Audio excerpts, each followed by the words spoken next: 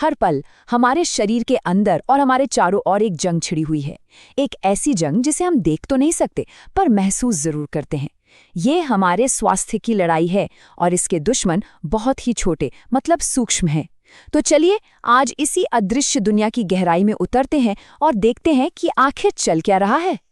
तो सवाल ये उठता है कि हमारे चारों ओर की ये जो अदृश्य दुनिया है, ये हमें बीमार करती कैसे है?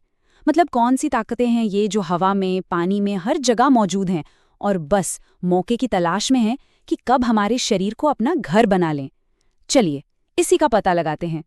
देखिए, इन हमलावरों को साइंस की भाषा में कहते हैं पैथोजेंस, यानी रोगजनक।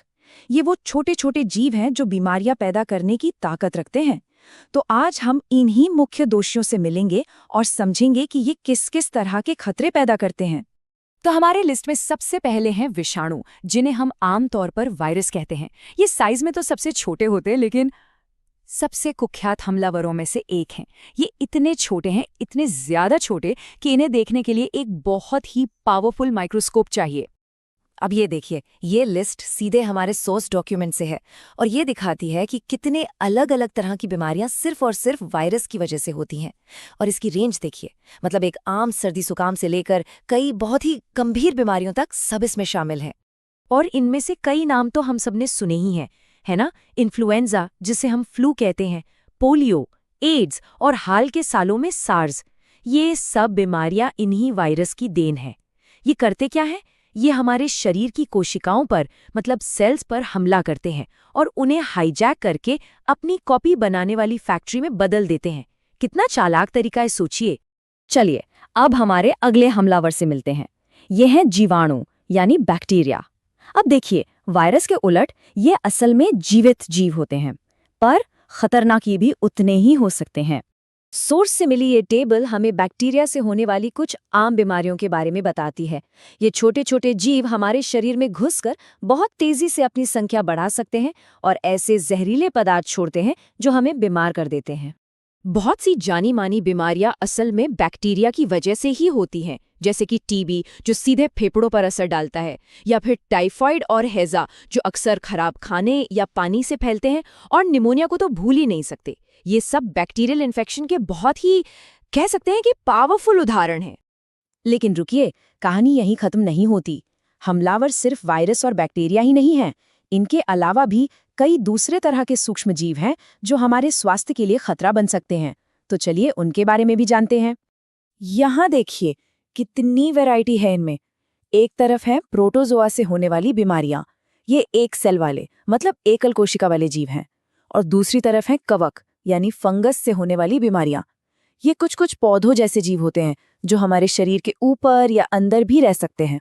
अगर कुछ ठोस उदाहरण देखें तो मलेरिया ये एक प्रोटोजोआ की वजह से होता है जिसे मच्छर फैलाते हैं। दाद और एथलीट फुट बहुत ही आम फंगल इन्फेक्शन है। और तो और फाइलेरिया जैसी बीमारियां कृमि यानी कीड़ों की वजह से होती हैं। मतलब साफ है, खतरा किसी भी रूप में आ सकता है। तो ये सब सुनकर एक बहुत ही जरूरी सवाल मन में आता है। अगर हम हर तरफ से इन अदृश्य हमलावरों से घिरे हुए हैं तो फिर हम हर वक्त बीमार क्यों नहीं रहते? आखिर हमारा शरीर इस लगातार हो रहे हमले का मुकाबला करता कैसे है? इसका जवाब है हमारे शरीर के अपने डिफेंस सिस्टम में। इसको ऐसे समझिए जैसे हमारे अंदर एक मजबूत ढाल है, और ये ढाल किसी जादू से नहीं बनी है। ये बनती है उस खाने से जो हम रोज खाते हैं। जी हाँ, सही पोषण ही हमारी सबसे बड़ी और सबसे अच्छी रक्षा है। तो फिर चलिए अब फोकस करते हैं इस ढाल के बिल्डिंग ब्लॉक्स पर। आखिर ये पोषण यानी न्यूट्रिशन हमारे शरीर को इन लगातार हो रहे खतरों से लड़ने के लिए मजबूत बनाता कैसे है?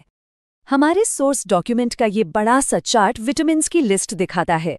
ये वो माइक्रोन्यूट्रिएंट्स यानी सूक्ष्म पोषक तत्व हैं जिनकी हमारे शरीर को कम मात्रा में ही सही पर बहुत जरूरत होती है। और हर विटामिन का अपना एक खास काम होता है। अब उस बड़े चार्ट को आसान करके समझते हैं। यहाँ देखिए कितना सीधा कनेक्शन है। विटामिन सी की कमी हो जाए तो स्कर्वी नाम की बीमारी होती है, लेकिन नींबू, संतरे जैसे खट्टे फल खाने से ये कमी पूरी हो जाती है। विटामिन ए की कमी से रतौंधी हो सकती है, तो दूध और हरी सब्जियां खानी चाहिए। और विटामिन डी की कमी से बच्चों में रिकेट्स होता है, जिसे दूध और सूरज की रोशनी से ठीक किया जा सकता है। लेकिन हमारी ढाल को मजबूत बनाने के लिए सिर्फ विटामिन ही काफी नहीं है, हमें खनिजों यानी मिनरल्स की भी उतनी ही जरूरत होती है। ये चार्ट हमें पोषक तत्वों के एक और बहुत जरूरी ग्रुप के बारे में बताता है जो शरीर को ठीक से काम करने में मदद करते हैं।